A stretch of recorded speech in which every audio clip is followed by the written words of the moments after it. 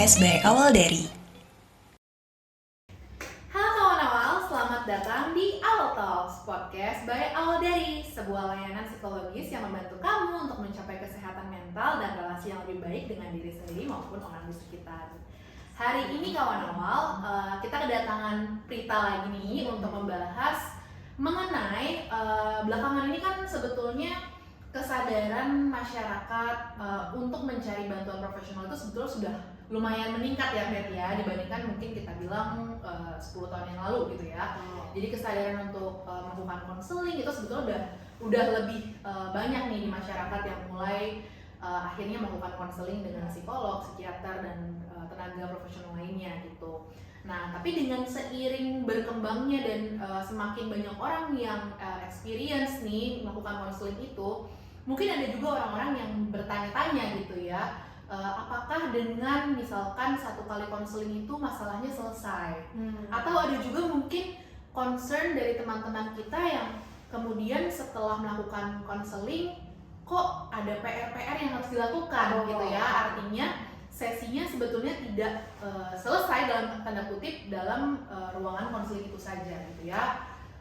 Kemudian ketika teman-teman ini harus berproses di luar ruang konseling, mungkin ada beberapa yang akhirnya merasa kok gue jadi makin pusing ya gitu ya, kok gue dengan permasalahan yang gue bawa gue malah disuruh mikir sendiri gitu istilahnya.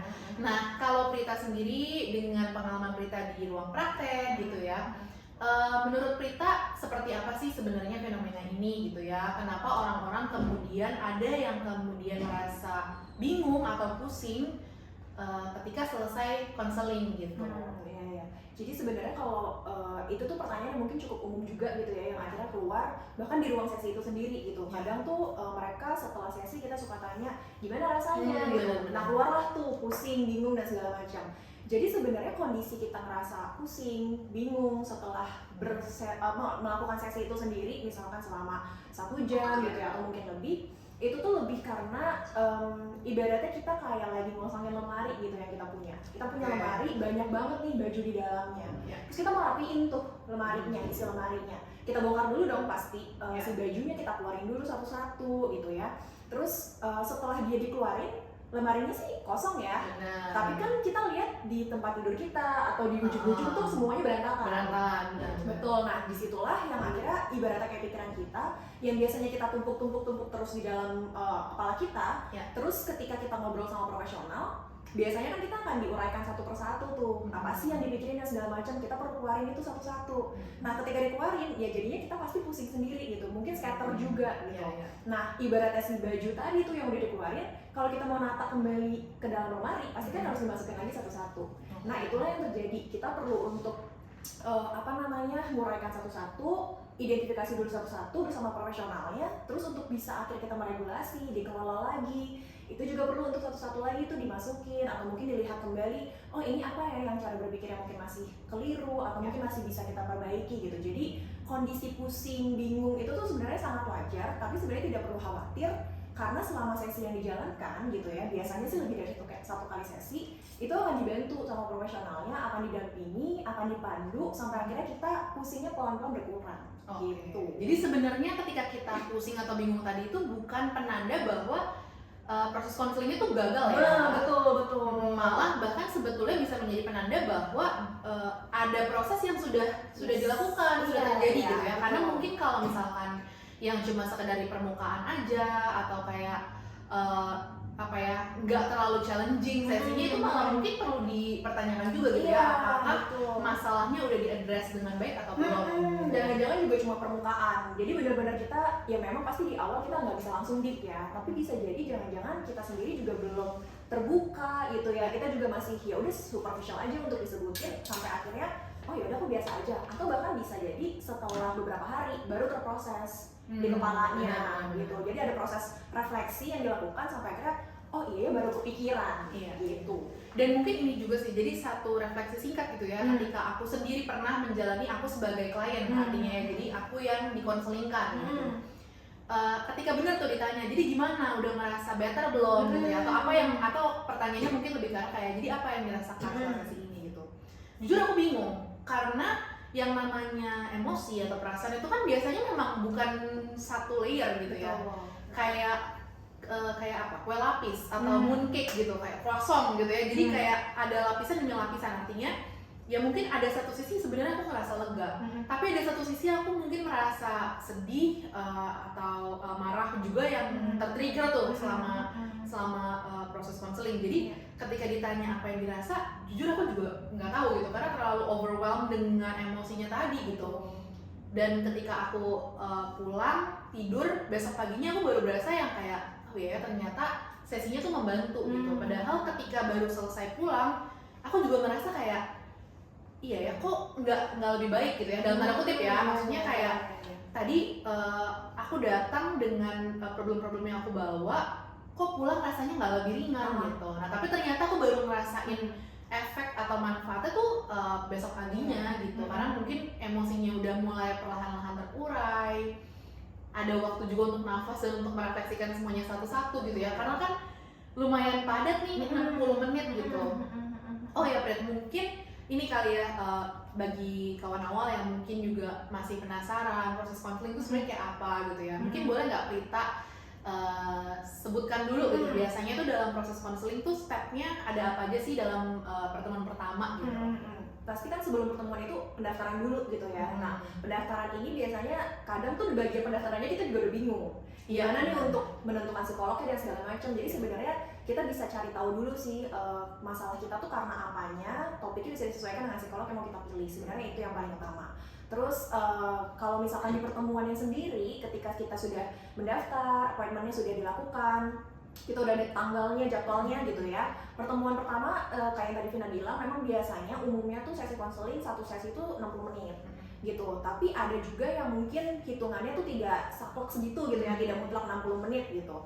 Nah selama 60 menit itu biasanya kita diawalinya dengan psikolognya gitu ya, untuk memperkenalkan diri terlebih dahulu. Pasti dong, karena kan klien nggak mungkin ujuk-ujuk datang langsung dia cerita semuanya, pasti akan diperkenalkan terlebih dahulu psikolognya. Kita jelasin tentang aturan main dan tanda kutip gitu ya, rulesnya seperti apa sih, prosedurnya kayak gimana sih. Kita jelasin dulu bahwa ini kemungkinan bisa lebih dari satu kali sesi, jadi biar terinfo tuh di awal bahwa tergantung kompleksitas masalahmu seperti apa gitu. Nah 60 menit itu tuh kalau pertemuan awal biasanya kita baru bisa melihat dulu gambaran umum masalahnya seperti apa. Jadi mungkin ruang aman untuk bisa ceritanya tuh lebih banyak kepada kliennya. Psikolog bertanya sesuai dengan kebutuhan, sesuai dengan kita melihat polanya bagaimana gitu, yang kita butuhkan di situ ya kita tanyakan gitu. Assessment perlu nggak gitu? Assessment tuh kalau buat bahasa secara awamnya gitu ya, biasanya mungkin teman-teman taunya psikotes, tes psikologi gitu tes psikologi gitu, psikotes yang macam-macam lah, ada tes kepribadian, intelijensi dan segala macamnya. Itu tidak selalu di setiap sesi konseling dilakukan, balik lagi tergantung kebutuhan gitu. Jadi kalau 60 menit pertama di sesi awal biasanya kita akan lebih banyak memang jadinya cerita ya, diskusi gitu, komunikasi dua arah. Nanti kalau sudah coba di awal perkenalan, terus kita udah coba lihat masalahnya seperti apa, diskusi di situ sama psikolognya, di sesi akhirnya biasanya akan disummarize juga. Akan dibahas, psikolog akan menyimpulkan, oke, masalahmu seperti ini, kemungkinan ada potential issue-nya di mana aja gitu ya. Nah kita bisa kerjain ini bareng-bareng tuh dari mana dulu. Jadi sebenarnya ketika kamu cerita, psikolog tuh juga udah ngebayangin kepalanya treatment plan-nya kayak gimana. Itu sudah terbayang tuh sepintas gitu ya. Itu yang dikomunikasikan, kira-kira kita butuh waktu berapa lama, sekalian di summarize itu. Biasanya juga ada tips-tips yang mungkin bisa dilakukan di jangka waktu yang pendek itu. Jadi kita juga bisa kasih tahu secara singkat gitu ya, kalau butuh penanganan cepat, kamu bisa lakuin ini di luar sesi, ini yang bisa dilakukan. Jadi akan ada seperti itu di akhir sesinya. Barulah setelah itu nanti kita tentukan lagi kapan kita bisa ketemu gitu untuk sesi lanjutannya. Jadi biasanya sih kayak gitu kalau di 60 menit pertama ya. Nah mungkin sekedar menambahkan nih buat teman-teman yang mungkin kadang-kadang kan kayak tadi Prita ada sempat mention waktu mau daftar aja pun mungkin bingung menentukan psikolognya, atau bahkan even bingung sebenarnya masalah gue apa gitu ya. Betul. Sebenarnya dalam praktiknya kita biasanya bisa open banget nih untuk tanya aja ke adminnya gitu ya, atau front desk atau siapa ya, orang yang resepsionis gitu ya istilahnya, yang memang in charge buat registrasi. Kira-kira dengan permasalahan atau keluhan yang kita punya tuh siapa ya yang bisa cukup terbiasa menangani gitu ya. jadi itu juga sih yang mungkin bisa cukup membantu teman-teman yang mungkin masih bingung. Kalau memang dirasa ada yang mengganjal tapi bingung harus mencari siapa, nah mungkin bisa konsul dulu dengan si front officer-nya ini gitu ya, garda terdepan kita biasanya. Nah, tadi Prita sempat bilang memang setelah 60 menit itu kan ada tips-tips yang bisa dipraktekkan di rumah gitu ya, sama teman-teman, sama kawan awal. Kemudian juga biasanya kadang-kadang nggak menutup kemungkinan juga kita minta mereka untuk ada task, ada PR gitu ya.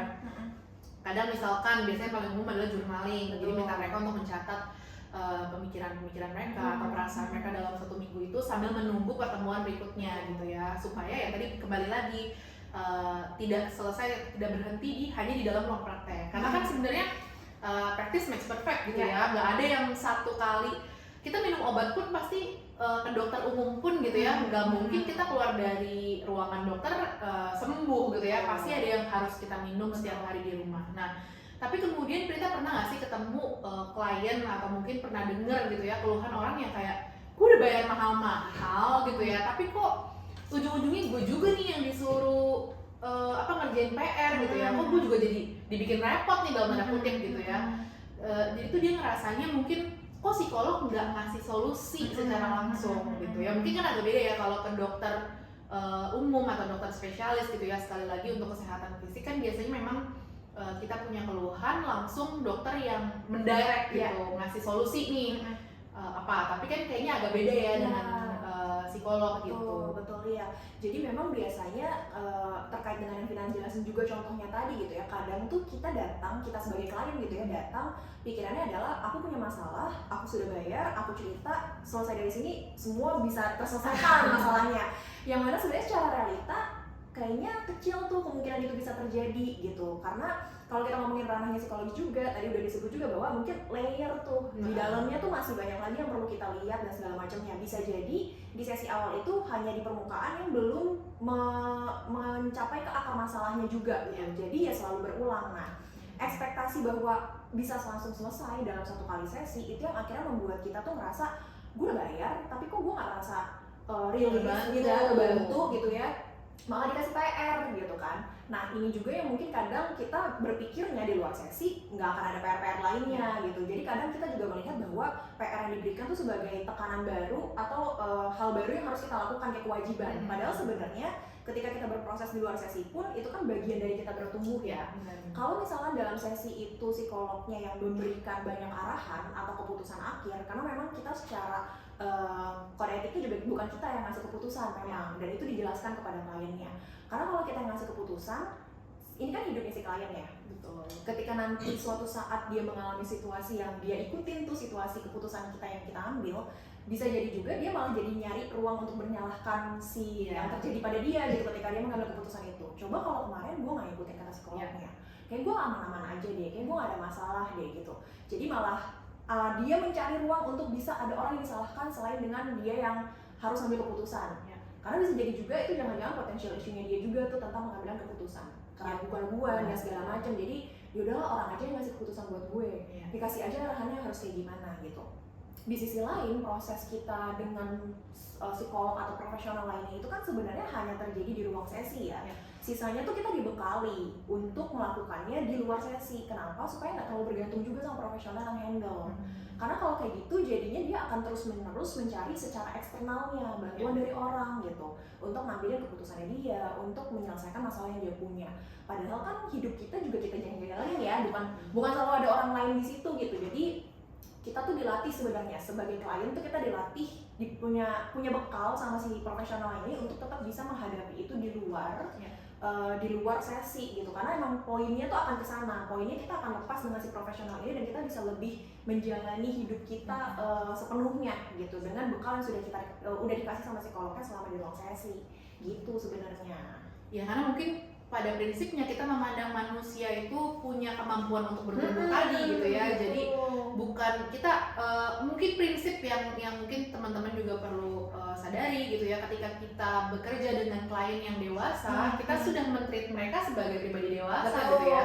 Yang mana memang bukan lagi perlu terus-menerus didirect, diberikan arahan dan artinya didorong untuk bisa mencapai sesuatu yang merupakan keinginan dari tenaga profesionalnya gitu, tapi kita memandang mereka sebagai individu yang punya free will dan punya kemampuan untuk bisa mencapai tujuannya sendiri gitu. Karena mungkin kadang-kadang juga di kepala kita sebagai psikolog, sebagai terapis gitu ya, beda ya dengan mereka gitu. Kadang kita punya beberapa option, beberapa alternatif yang ternyata si klien ini punya pilihannya sendiri yang juga berbeda dan it's very okay sebenarnya. Betul. Cuman mungkin kita sebagai psikolog membantu untuk mengidentifikasi kira-kira setiap pilihan itu konsekuensinya apa sih gitu ya mungkin ya. Betul. Oke. Nah, Prita tadi sempat bilang juga bahwa kita berusaha untuk mencari sampai dengan akar masalah ya, bukan cuma di surface apa yang di permukaan doang terselesaikan. Karena mungkin target kita bukan cuma mengkoreksi atau membantu klien itu untuk merasa lebih baik di saat itu doang gitu kan ya. Apa sih Prit kira-kira dampaknya gitu ya kalau memang misalkan klien itu ternyata nggak sampai akar nih menyelesaikannya gitu. Itu sebenarnya akan terjadi, polanya memang akan terus berulang seperti itu lagi gitu. Jadi ibaratnya kalau orang-orang bilang tuh sekarang ke-trigger gitu ya. Ada satu situasi yang mungkin tidak sama dengan pengalaman sebelumnya, tapi karena kita nggak tahu bahwa ternyata pengalaman itu tuh sumbernya gitu ya, akar masalahnya, ya ketika ada pengalaman serupa di kemudian hari, dia akan lebih gampang lagi terpicunya gitu. Jadi pola dia akan seperti itu terus juga dia ngerasanya tetap, ini yang paling sering dia omongin adalah klien datang, kok kayak aku nggak berubah-berubah ya, kok kayak aku gini terus ya, kok kayak masalahnya kayak gini Itu terus lagi, ya, ya. kemarin aku udah baik kan sih, tapi kok hari ini aku kayak gini lagi. Nah kemungkinan itu belum sampai ke titik dimana emang akar permasalahannya terjadi gitu, dan biasanya kita juga akan bantu gali tuh di situ. Cuma memang butuh keterbukaan dan juga rasa percaya satu sama lain untuk sampai akhirnya kita bisa berproses bareng di proses yang itu, supaya polanya juga tidak berulang lagi. Yang buruknya bisa kita kurangi, kita bisa tingkatkan, yang masih bisa ditingkatkan gitu. Jadi sebenarnya sih bukan yang nggak membantu ya. Sebenarnya ketika di permukaan itu kita bantu untuk proses, sebenarnya pasti ada skill baru atau ada hal baru yang bisa dipelajari sama kliennya. Artinya mungkin ketika dia menghadapi suatu situasi, dia jadi tahu bagaimana dia menghadapi situasi tersebut. Tapi kalau nggak sampai ke akar, ya situasinya akan muncul terus gitu ya. Hanya mungkin ya dia bisa sih sebenarnya menghadapi, lebih bisa gitu ya daripada sebelumnya. Tapi ya lama mungkin capek juga kok, masih berulang nih masalahnya gitu. Nah, tapi ketika misalkan dalam proses nih Prit, kita berusaha untuk mencari si akar masalah tadi gitu ya. Apakah memang sudah pasti kalau dalam proses konseling itu kita akan gali lagi atau ngulik-ngulik lagi tuh ke masa kecil gitu ya, atau relasi dengan keluarga? Apakah itu memang template gitu ya, udah pasti dilakukan gitu? Sebenarnya tidak selalu sih, tergantung dari masalah yang dihadapi itu seperti apa. Karena kayaknya kalau kita ngulik semua aspek pengalaman hidup si klien, itu kayaknya 60 menit gak cukup pertama. Yang kedua, mau dibikin bersesi-sesi juga belum tentu cukup, karena sekian puluh tahun kita hidup. Karena aku juga biasanya kan handle ini ya, dewasa ya, jadinya pasti sudah banyak pengalaman yang dia lalui dan akan capek sebenarnya buat kedua belah pihaknya. Kliennya juga akan capek, dia menceritakan masa kecil tersebut gitu. Jadi biasanya kita lihat dulu dari masalahnya seperti apa, kita akan berangkat dengan apa yang kamu rasain akhir-akhir ini, atau apa yang membawa kamu akhirnya konseling. Kita berangkat dari situ, baru abis itu kita lihat kalau emang ternyata isunya misalnya tentang di keluarga, ya kemungkinan besar kita akan gali di ranah keluarga, ada nggak kejadian serupa yang terjadi, yang mungkin itu juga berhubungan dengan masa kecilnya. Tapi kalau misalkan ternyata situasi yang akhir-akhir ini dihadapi adalah tentang kerjaan, ya kebanyakan kita akan aspeknya yang digali ya terkait di situ gitu, di pekerjaan. Walau mungkin akan ada pertanyaan, pola kayak gini muncul nggak di aspek yang lain gitu ya selain pekerjaan, ya mungkin aja. Tapi kita nggak langsung harus ke masa kecil, karena bisa jadi tidak ada kaitannya di situ. Jadi kita lihat kebutuhan sih sebenarnya, sama dengan assessment tadi atau tes. Jadi kita akan kasih kalau memang diperlukan atau kita melihat ada kebutuhan, sama halnya juga dengan menggali berbagai macam aspek dalam hidup kita akan gali yang memang ada kaitannya. Kalau nggak ada kaitannya, kita nggak gali sampai situ.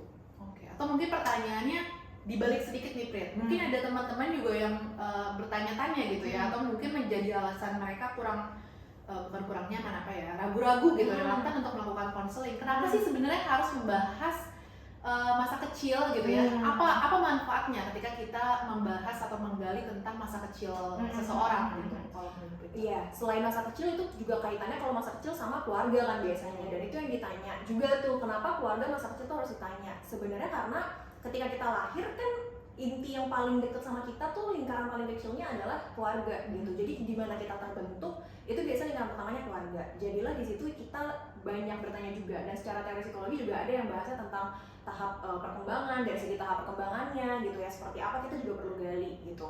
Nah, karena itu mikrosistem yang paling kecil gitu ya, dianggap dari keluarga itu, pengalaman masa kecil juga dipengaruhi oleh keluarga. Disitulah kita mencari, sampai akhirnya seiring berjalannya waktu kan memang banyak hal lain yang mempengaruhi di dalamnya, kayak pertemanan, sekolah dan segala macam itu berpengaruh di dalamnya. Tapi kan itu kayak apa ya, series di hidupnya kan memang seperti berpola, itu, iya berpola sampai akhirnya ya kenapa kita banyak juga nanya yang akhirnya ke masa kecil dan segala macamnya gitu. Untuk melihat sebetulnya pola apa sih yang terjadi atau tema apa yang dihayati atau dimaknai oleh teman-teman gitu ya dalam sepanjang hidupnya, karena biasanya memang karena itu pola ya biasanya itu akan terulang gitu ya, apa yang triggering di masa kecil akan terjadi biasanya di masa dewasa, dan begitu pun sebaliknya gitu ya. Makanya kita mungkin mau trace back nih, mau lihat kembali ke belakang, kapan sih sebenarnya masalah ini dimulai gitu, dan dari situlah yang biasanya kita akan bantu teman-teman untuk mengurai, untuk memproses gitu.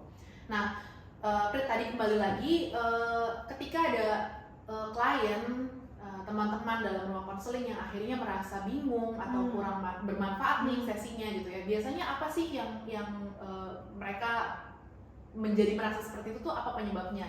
Iya, yang pertama tadi terkait dengan si ekspektasi ya, datangnya tuh udah masalah gua akan selesai ketika datang ke profesional, kan dia nih yang ahli bisa menangani dan segala macam, jadi ya bisa selesai lah masalahnya, jadi ekspektasinya tuh berbeda gitu.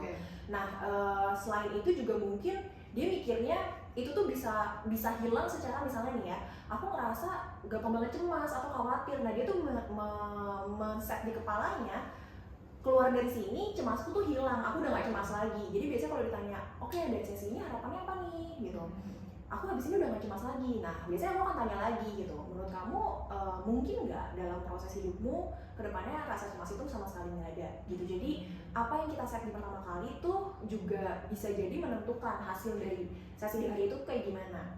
Ekspektasi yang mungkin di kepalanya sudah cukup berbeda gitu. Itulah kenapa kita perlu ada proses diskusi juga di dalam konselingnya, karena untuk menyamakan persepsi, kamu datang ke sesi ini untuk apa. Dari aku sebagai psikolog atau yang menangani, melihatnya ini bisa sasar di bagian mana dulu gitu. Jadi biasanya yang paling umum banget karena ekspektasinya sih, atau dia nggak tahu bahkan datang ke ruangan tuh untuk apa. Bahkan kadang-kadang ada yang disuruh ya, iya, jadi oh ya datang aja soalnya istri saya pasangan gitu ya, pasangan saya nyuruh saya untuk konseling, sebenarnya saya sih nggak ngerasa ada yang salah dengan hidup saya. Betul, jadi dia ngerasanya kayaknya nggak ada apa-apa deh, tapi biasanya memang yang terdampak tuh kan orang-orang sekitar ya. Makanya orang-orang sekitar yang akhirnya udah deh kamu coba ke psikolog, ke psikiater, konseling dan segala macam, tapi pas di ruangan ya jadi nggak efektif juga gitu prosesnya, karena dia merasa tidak ada yang salah dengan aku gitu. Nah, nanya sedikit nih, kalau dalam kasus seperti itu, jadi dalam kasus yang mungkin memang kliennya itu di refer, jadi memang mungkin dia sendiri nggak ngerasa kayaknya nggak ada yang salah nih dengan hidup gue juga nggak tahu kenapa gue ada di sini nih, bahkan daftar pun didaftarin gitu. Atau yang bingung ya sama lah ya, temanya bingung dengan masalahnya apa gitu ya, karena mungkin entah dia merasa nggak ada masalah dalam hidupnya atau terlalu banyak masalah dalam hidupnya gitu ya, jadi bingung lah nih klien ini. Biasanya apa sih yang kita lakukan gitu? Nah, penanganannya bisa beda tuh, sama yang mungkin dia bingung, sama yang satu lagi bingungnya lebih karena ya gue disuruh jadi gue bingung nih ngapain. Kalau yang dia mungkin terlalu banyak masalah, karena kebingungannya itu karena banyak masalah, atau mungkin dia datang intinya adalah dia datang dengan kebingungan tapi karena keinginan sendiri, itu lebih mungkin bisa untuk kita proses dengan lebih baik gitu ya. Prosesnya akan bisa lebih berjalan lebih smooth lah dibandingkan dengan mereka yang datangnya bingung karena disuruh orang. Karena kan bukan dari keinginan dia sendiri ya untuk datang sesi konseling. Jadi ketika datangnya karena keinginan sendiri, prosesnya akan sama tuh sebenarnya dengan yang biasanya aku lakukan, tapi kita akan kategoriin dulu masalahnya. Jadi pasti 2 sesi pertama tuh akan scatter banget. Kita akan coba ngeliat, oh ini masalah kamu biasanya terjadi di sini, identifikasi dulu masalah-masalah yang ada tuh kayak gimana. Tapi tetap dengan PR-PR tersebut dia ngambil proses tuh karena emang keinginan sendiri, dia merasa ada yang salah dalam tanda kutip atau ada yang memang perlu dia perbaiki di situ, makanya lebih mudah jadinya prosesnya. Tapi kalau sama yang karena disuruh, nah ini juga aku akan lebih banyak bertanya kayak oh oke, emang sejauh ini ada apa nih kondisinya sampai akhirnya kamu disuruh gitu.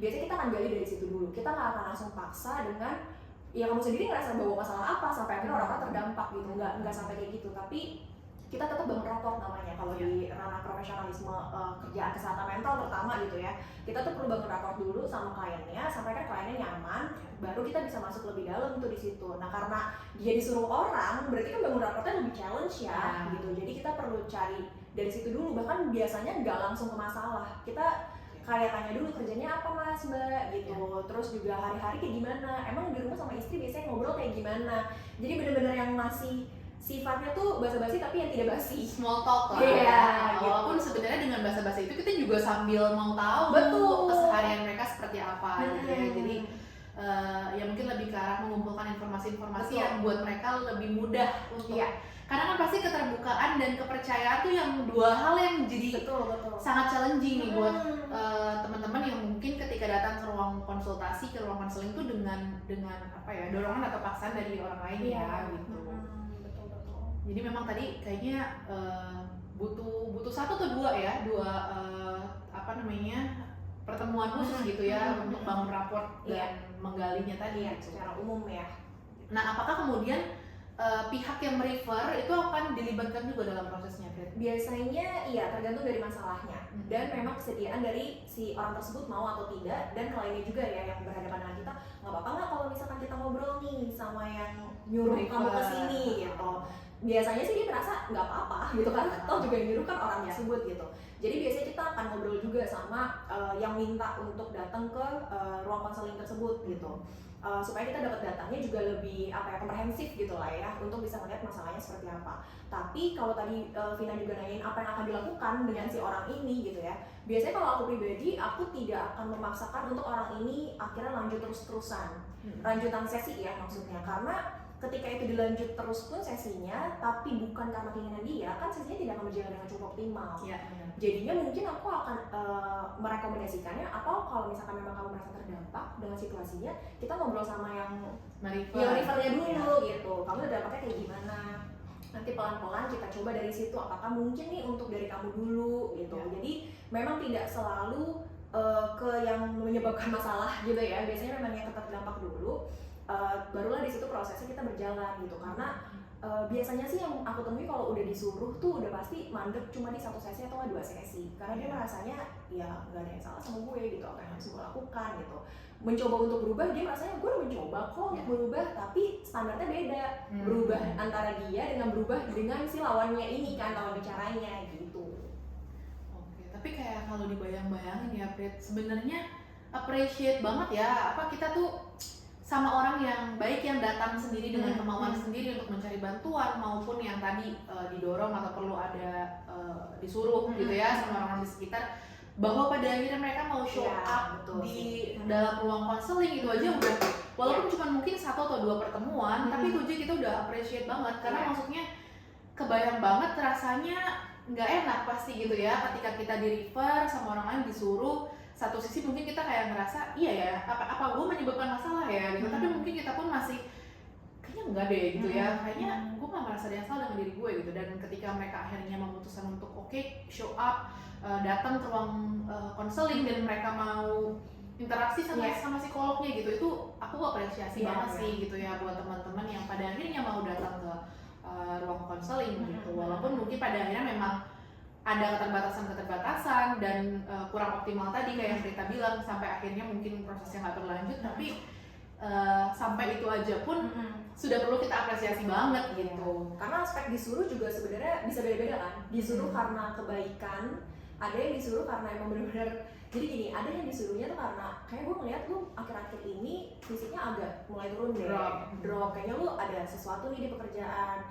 Nah dia tahu bahwa mungkin fisiknya memang melemah, memang mungkin ada kondisi pekerjaan tertentu, sampai akhirnya oh yaudah gue pertama kali disuruh kesini karena disuruh orang nih gitu. Tapi akhirnya lama-kelamaan dia sadar bahwa ada sesuatu yang memang perlu diperbaiki. Tapi ada juga kasus yang memang disuruhnya tuh karena ya literally dia memang mendapat bagi orang aja gitu. Jadi kayaknya pas dateng tuh disuruh sama orang yang beneran kayak udah terdampak parah banget, lo konseling deh gitu, ngomongnya tuh juga udah kasar atau mungkin maksudnya orangnya juga udah ngerasa apa ya, bener-bener capek gitu dengan terdampak yang ada gitu. Tapi ketika kayak disuruh, biasanya dalam konteks kerjaan sih. Jadi kerjaan tuh kayak, ini kayaknya lo performance kerjanya udah mulai ganggu yang lain deh. Kayaknya lo udah berdampak gak baik deh di kerja sama tim gitu. Lu coba ngobrol deh sama profesional, kan kita punya konseling internal nih. Mendingan lu datang ke situ. Pas udah datang duduk, bisa disuruh sama atasan saya sih nggak tahu salahnya apa gitu. Jadi disuruhnya tuh juga banyak banget modelnya gitu. Oke, nah tadi gitu ya, kita udah bicara buat teman-teman yang memang pada akhirnya datang dengan kesadaran sendiri maupun diminta oleh orang-orang di sekitarnya gitu ya, atasan, teman kerja ataupun pasangan gitu ya, atau orang tua. Kadang-kadang juga ada tuh ya orang tua yang menyuruh anaknya untuk melakukan konseling dan lain-lain gitu ya. Supaya proses konseling itu terjadi secara lebih efektif, optimal, dan juga nggak membebani si klien ini gitu ya. Sebaiknya tuh kalau menurut Prita sendiri, di pertemuan pertama apa sih ekspektasinya gitu ya, yang oke, yang cukup oke, supaya ekspektasinya tuh nggak ketinggian tapi juga nggak terlalu ya bingung juga ya, datang dengan nggak ada ekspektasi gitu ya. Jadi kira-kira sebetulnya sebaiknya perlu ekspektasinya seperti apa? Sebenarnya nggak apa-apa banget kalau di kepala kita tuh sudah ada harapan tertentu gitu ya, kita mau yang kayak gimana selama sesi ini gitu. Tapi yang paling penting tuh sebenarnya kita juga tahu tujuan kita tuh mau ngapain dalam sesi. Jadi kita juga perlu tahu, aku tuh ketika selesai sesi berharap dapat apa ya? Apakah dapat dukungan aja, atau mungkin supportnya secara emosional, atau karena aku nggak pernah cerita jadi aku pengen ada yang dengerin gitu. Jadi tujuan itu penting sebenarnya. Tujuannya ini disesuaikan dengan mungkin kita perlu lihat realitanya bisa terjadi atau tidak gitu di kemudiannya. Kayak misalkan kayak tadi contohnya, cemasnya bisa langsung hilang habis ini. Oke, kita coba refleksi dulu deh, kalau misalkan cemas langsung hilang 100%, apakah mungkin gitu. Walaupun ketika kita menyampaikan tujuan itu di sesi, pasti akan dibantu sama psikolognya untuk tetap di address gitu loh. Tujuanmu kayak gini, coba menurut kamu realistis nggak? Jadi sebenarnya set ekspektasi yang cukup realistis untuk bisa dijalankan gitu. Dan memang benar-benar menjadi tujuan atau kebutuhanmu ketika kamu datang konseling itu sendiri gitu. Jadi itu dulu yang sebenarnya disiapkan, ekspektasinya boleh ada, kamu sampaikan pun di ruang sesi nggak apa-apa, karena pasti akan dibahas juga, akan didiskusikan bersama sampai akhirnya kamu punya tujuan tersendiri atau ekspektasi tertentu yang disepakati bareng bahkan di ruang sesi, dan itu bisa berlaku untuk berikutnya. Nanti di pertemuan-pertemuan berikutnya dia bisa meningkat tuh ekspektasinya, yang mungkin tadinya cuma didengerin aja bisa bertambah kayak aku kayak pengen punya kemampuan untuk regulasi emosi yang lebih baik deh. Jadi setiap pertemuan pasti akan ada proses yang dia meningkat gitu loh tujuannya, dan itu tuh juga nggak apa-apa, bisa berganti. Oke, dan tadi mungkin poinnya juga adalah masalah realistis atau enggak ini mungkin bukan berarti juga ketika itu enggak realistis jadi kayak yaudah deh lu pulang aja gak usah gitu ya. Tapi mungkin lebih ke arah kayak oke nih, kalau misalkan kamu punya ekspektasi untuk jadi nggak cemas, mungkin kita perlu set standar yang lebih konkret kali ya gitu ya. Kalau sekarang kamu bisa menilai atau kasih rating gitu ya dari 1 sampai 10, cemas kamu di berapa nih? Misalnya kan di 10 gitu ya, mungkin kita bisa turunin pelan-pelan. Nggak lagi bukan berarti jadi pulang dari sini kamu 0, tapi mungkin lebih ke arah di 7 gitu ya. Artinya kan walaupun dalam tanda kutip mungkin punya ekspektasi awal yang kurang realistis, artinya mungkin hilang sepenuhnya, tapi kan bukan berarti juga nggak bisa menurun atau berkurang sebenarnya gitu ya. Jadi di situ juga lah peran psikolog ini untuk bisa mendampingi kliennya untuk bisa melihat permasalahannya secara lebih visual, secara lebih mudah untuk diterima dan dipahami gitu ya. Betul. Memang kayaknya aku melihatnya yang punya ekspektasi kayak misalkan oh sebenarnya pengen ngerasa lega aja sih, didengarkan gitu ya. Kayak biasanya memang pulang tuh udah berasa efeknya lebih langsung kerasa ya. Artinya maksudnya oh ya ini udah lebih feel better, bisa akhirnya menyampaikan apa yang dipikirkan dan apa yang dirasakan selama ini di ruang yang mereka merasa cukup aman gitu. Sementara mungkin kalau memang yang punya ekspektasi lebih tinggi dalam arti misalnya mempelajari satu skill tertentu, itu pasti akan perlu latihan juga gitu. Karena kembali lagi ya, orang pun ketika misalnya ngeles atau belajar kan juga nggak selesai dalam Langsung. satu Iya, pertemuan iya. gitu sih ya. Betul. Oke, nah kalau dari Prita sendiri nih, kita mencoba untuk mendefinisikan ya, ketika seseorang datang ke layanan psikologi gitu ya, kapan sih mereka bisa dinyatakan sembuh? Artinya gini, ketika mereka melakukan sesi konseling, Prita juga tadi sempat bilang bahwa mungkin ada lebih dari satu sesi gitu ya. Kapan sih kira-kira mereka tuh bisa dinyatakan sudah bisa cukup mandiri untuk menangani permasalahannya sendiri gitu misalkan. Iya, jadi kalau misalkan konteksnya antara tadi yang disebutin tentang sembuhnya sendiri, kita juga perlu menyamakan persepsi antara sembuhnya versi klien dengan versi psikolognya gitu, atau dalam konteks psikologis terutama gitu ya. Sembuhnya tuh kayak gimana sih? Sementara kalau dalam proses sudut pandang kami gitu sebagai ahli, biasanya kita lihat sembuh itu tuh at least kamu sudah mempunyai coping mechanism atau cara untuk mengatasi masalah yang kamu hadapi itu seperti apa gitu. Jadi ketika sudah menjadi diri yang versinya lebih baik dan dia punya strategi coping yang lebih baik, lebih sehat hubungannya, sebenarnya itu sudah bisa dikatakan atau bagian dari sembuh itu sendiri gitu. Tapi apakah sembuh berhenti di situ? Sebenarnya enggak gitu. Dia bentuknya ya terus-menerus berproses gitu. Kayak ibaratnya kita sudah mengembangkan suatu hal, apakah kembangan ini tidak bisa dikembangkan lagi? Sebenarnya kan bisa, tetap lebih bisa gitu, tetap bisa di-update versi yang terbarunya gitu lah ya. Nah, jadi proses inilah yang sebenarnya kita coba kerjakan bareng-bareng atau proses bareng-bareng di ruang sesi dengan si kliennya gitu. Nah, samakan dulu proses sembuhnya itu seperti apa antara si ahli dan juga si kliennya, dan dalam proses mana kalau kita sudah misalnya dihentikan atau bisa ini kayaknya udah mampu nih untuk bisa melihat, itu kan seiring berjalan waktunya sesi ya. Biasanya tuh awal-awal kalau misalkan memang level urgensinya cukup tinggi, bisa seminggu sekali atau 2 minggu sekali ketemu, terus nanti durasinya atau rentang waktunya tuh dipanjangin gitu, jadi sebulan sekali, 2 bulan sekali, 3 bulan sekali. Jadi biasanya psikolog atau psikiater akan melihat progres itu tuh pelan-pelan sama pertemuan untuk menentukan dipanjangin ya durasi kita jedanya untuk ketemu lagi gitu. Ketika sudah ada itu, sebenarnya psikolog atau psikiater tuh sudah menilai bahwa sebenarnya kamu sudah punya kemampuan untuk bisa mengendalikan atau mungkin mengatasi situasi yang kamu hadapi saat ini. Jadi kita coba challenge nih, kalau misalkan nggak ketemu sering, gimana kamu masih tetap bisa nggak menghadapi cobaan yang ada di rentang waktu itu gitu. Nah, di situ tuh sebenarnya sudah ada penilaian tersendiri sampai akhirnya di titik yang ini sebenarnya bergantung banget dengan treatment plan dari setiap profesional itu sendiri dan kasus yang dihadapi sampai akhirnya oke, ini terminasi gitu. Ada juga yang mungkin jatuhnya setahun tuh masih monitoring evaluasi gitu, udah nggak bahas masalah yang rinci kayak detail-detail gali itu mungkin udah enggak, tapi lebih ke yang current situationnya gimana nih, kamu ngadepin masalah kayak gimana. Nah, itu tuh bisa berkala 6 bulan sekali atau setahun sekali sampai akhirnya psikolognya menilai ini kayaknya udah bisa untuk kita coba lepas benar-benar dari ruang sesi. Coba ya kita benar-benar panjangin atau benar-benar determinasi gitu sama psikolognya. Ketika ada kita ngeliat ini kayaknya udah bisa untuk dilepas gitu, kayaknya dia udah bisa coba sendiri. Tapi apakah habis itu dia tidak balik lagi? Ya enggak juga gitu. Ada juga klien yang akhirnya 2 tahun 3 tahun tuh balik lagi, tapi mungkin dengan situasi yang berbeda. Karena di saat itu mungkin yang di-arrange masalahnya berbeda dengan konteks yang dialami di kemudian hari. Ya, gitu. Nah, kalau misalkan nih ternyata tadi kan Prita sempat bilang bahwa persepsi mengenai sembuh itu sendiri kan bisa berbeda antara apa yang dilihat dan apa yang dinilai oleh psikolognya dan apa yang dirasakan oleh si klien gitu ya. Kalau memang ternyata kliennya, nah ini kebalikan dari yang pertama. Kalau yang pertama tuh tadi kita bilangnya kok bingung ya, gitu, kok ngerasa nggak ada manfaatnya nih, manfaatnya ya gitu ya. Tapi kemudian ada klien yang mungkin 1 kali 2 kali sesi, kayaknya gue udah ngerasa mendingan nih gitu ya.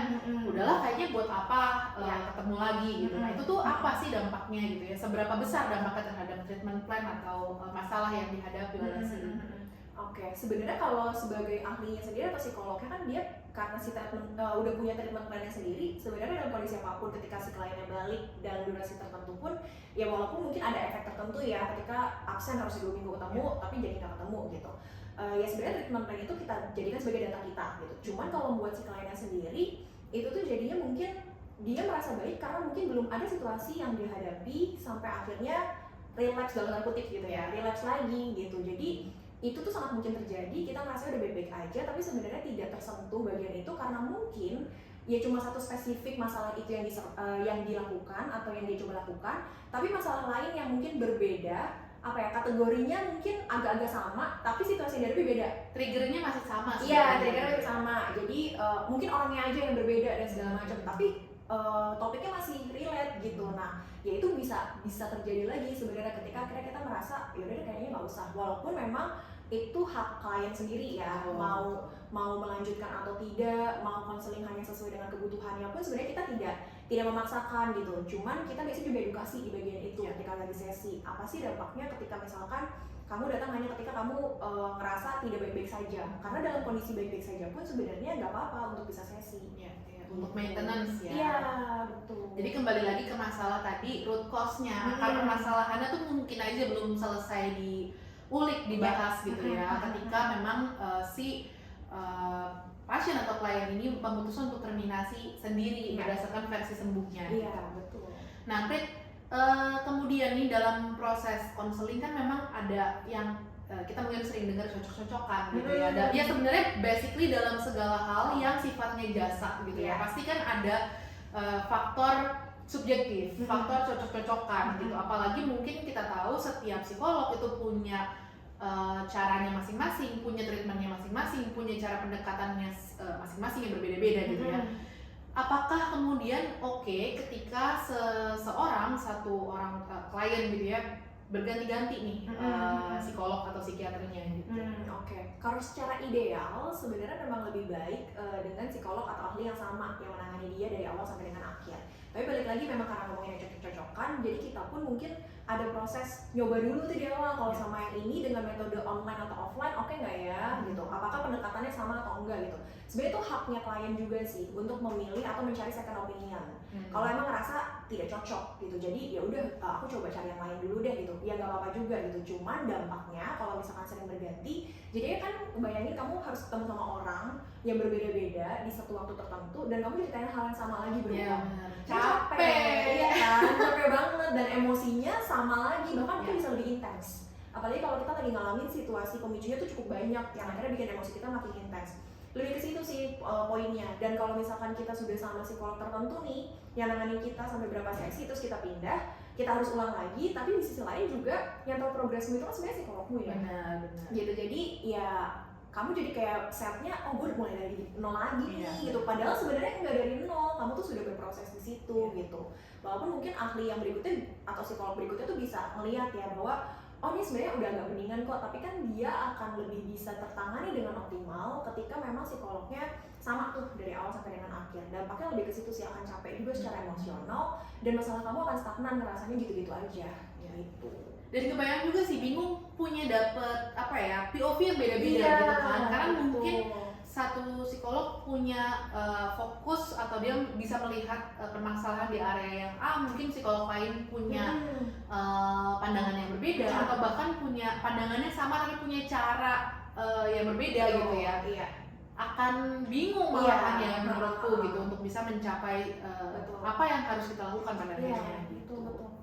Oke, mungkin untuk menutup sesi kita hari ini, Prit, gitu ya. Mudah-mudahan sesi ini udah bisa cukup membantu kawan awal yang sedang berpikir untuk melakukan konseling atau mungkin sedang dalam proses konseling juga, supaya bisa punya ekspektasi dan pandangan yang lebih jelas mengenai proses konseling seperti apa gitu ya.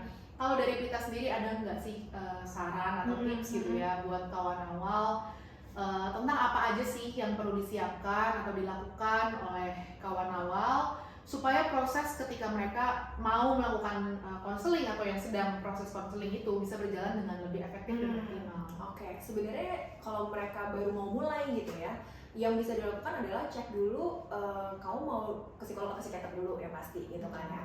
Cari tahu dulu di situ. Walaupun kalau jelasin ini apa bedanya segala macam pasti akan panjang dan jadi satu sesi sendiri. Satu episode lagi gitu ya. Tapi intinya adalah kalau emang kita mau coba checking dulu kesehatan mental kita sama psikolog, carilah psikolog atau cari tahu terlebih dahulu psikolog yang memang mungkin menangani masalah yang mau kita incar ini atau yang kita mau bahas. Atau kayak tadi yang Vina bilang, kalau emang bingung, tanya dulu sama adminnya di awal, kayaknya masalahnya kayak gini deh, psikolog mana yang cocok ya, itu juga boleh. Jadi perbanyaklah literasi atau referensi tentang si psikolognya itu sendiri, dia biasa menangani di kasus apa sehingga bisa match dengan kasus yang kamu punya gitu. Nah, Setelah itu jadwalkan dan pastikan memang kamu cukup bisa menyiapkan mentalmu juga untuk bisa cerita, karena di cerita biasanya drain, Iya. capek banget gitu. Nah kalau aku sih menyarankan kalau emang bisa sebelumnya tuh agak dijeda, maksudnya tidak diburu-buru dengan aktivitas lain lalu baru konseling, ataupun setelahnya gitu ya. Kalau bisa sih ada jeda yang cukup untuk sebelum dan sesudahnya, dan kalau bisa ya sesudahnya pun biasanya aku akan ajak untuk kalau bisa me time sih, maksudnya yang benar-benar waktu untuk kamu tuh bisa ngasih space buat diri kamu sendiri berpikir atau sekedar bernapas aja gitu. Dan tidak ada kegiatan lain yang memang mengharuskan kamu untuk naruh energi fisik ataupun secara mentalnya ke sana gitu, karena biasanya akan drain. Terus setelah itu set ekspektasi juga. Nah sebelum set ekspektasi pastinya kita juga nulisin dulu kan keluhan kita tuh kayak gimana di kitanya sendiri. Jadi kita kayak punya catatan atau jurnal gitu ya, yang tadi sempat disebutin di awal. Semacam kayak keluhan singkat yang aku alami akhir-akhir ini itu kayak gimana, dan itu yang akan kita bawa ke ruang sesi. Jadi ketika ditanya apa yang membawamu ke sini, kita bisa langsung share bahwa akhir-akhir ini aku kayak gini nih gitu. Dan nggak apa-apa baca catatan di ruangan sesi itu nggak apa-apa gitu. Jadi sudah ada catatan tersendiri. Dari catatan itu kita juga bisa refleksi atau identifikasi tujuanku apa ya share ini. Jadi ekspektasinya juga bisa dapat dari situ gitu, harapannya bisa dapat dari situ. Itu disampaikan juga di ruang sesi gitu. Set ekspektasi udah dari keluhannya. Terus selama sesi sebisa mungkin